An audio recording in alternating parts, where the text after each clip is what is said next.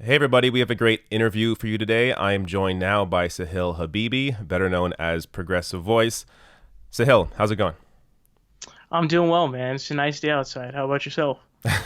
I'm doing pretty good. It's nice here too.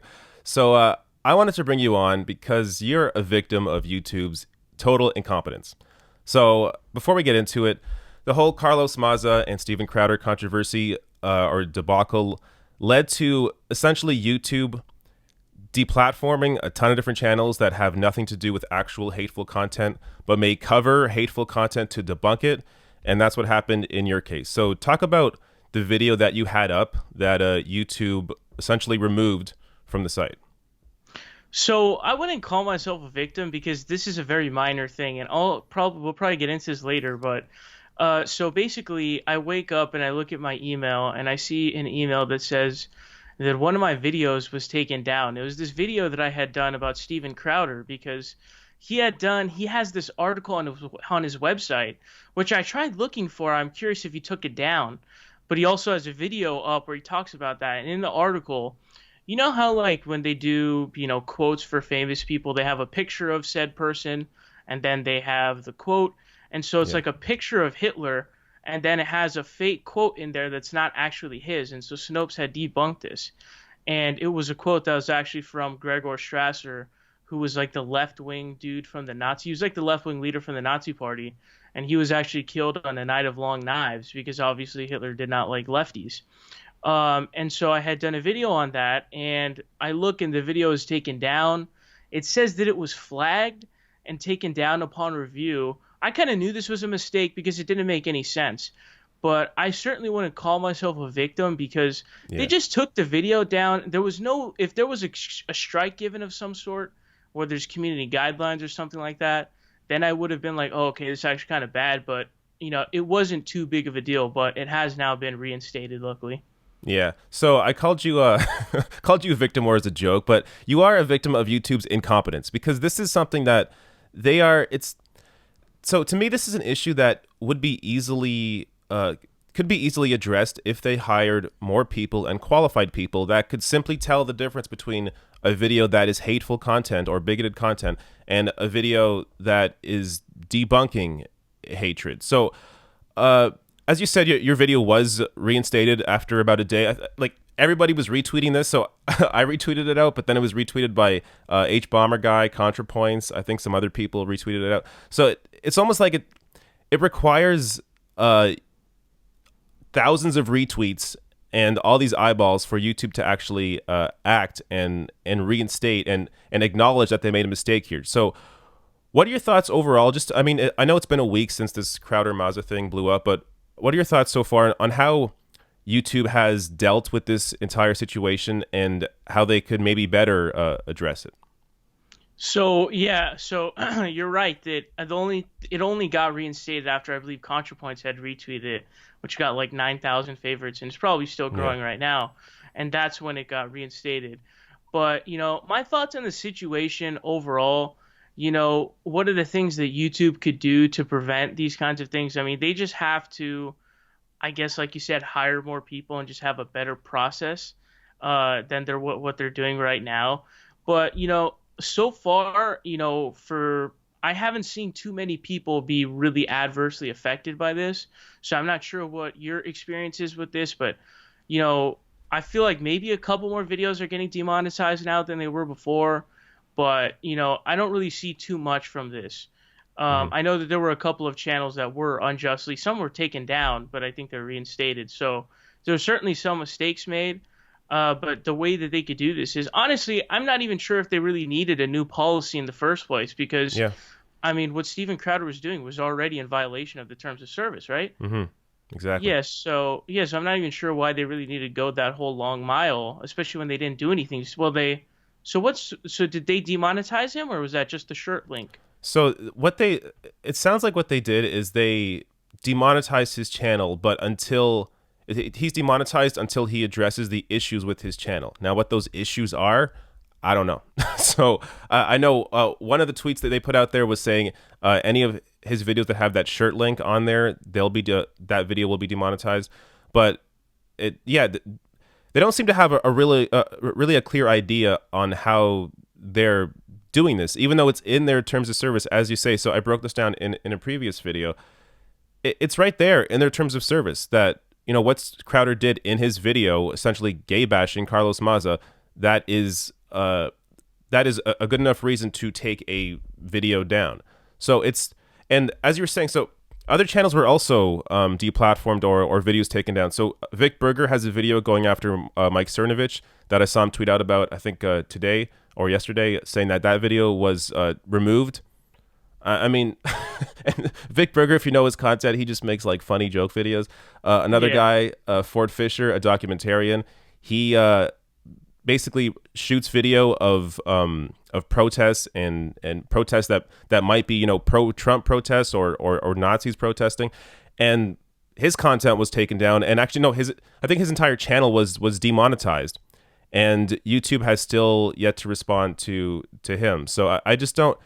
This is the thing. I don't understand why this is so tough.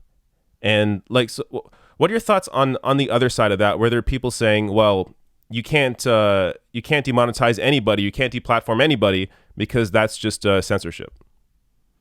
So with the definition of like for censorship, the only way I would classify demonetization as censorship is if somebody relies upon that income. So I think if like you rely upon the income from advertisement revenue, I could totally see that as being censorship. But in most of these cases, whether it be Steven Crowder, who sells mugs for like $90, but I think it's like some video package or something, these people don't really rely on YouTube advertisers. So I don't think that it really applies censorship. Now here's the thing: is there were some responses to the tweet that I sent out about like this. It's this very minor instance of like, hey, look, YouTube made a mistake. They took a video down on accident. They didn't give me a strike or any of that kind of stuff. Mm-hmm. They took this video down on accident, or it was a mistake, and they should just reinstate it. That's all they need to do. It's a very easily, fixable issue, the mistake that they made. And people were responding to that. Like there seems to be like a side with an agenda here whose like goal it is to hope that lefties content gets pulled down, because then they're like, oh look, I was right, like look, see, you can't do this. And so when instead of like addressing the head on just incompetency of YouTube themselves, it's like this goal of like, oh, I hope your content is getting taken down, and if it does, I don't want to do anything to try and reinstate it. I just want to sit there and troll and basically be like, oh, haha, like, look, see, this is what happens. When it's like, dude, all you have to do is reinstate the video. That's it.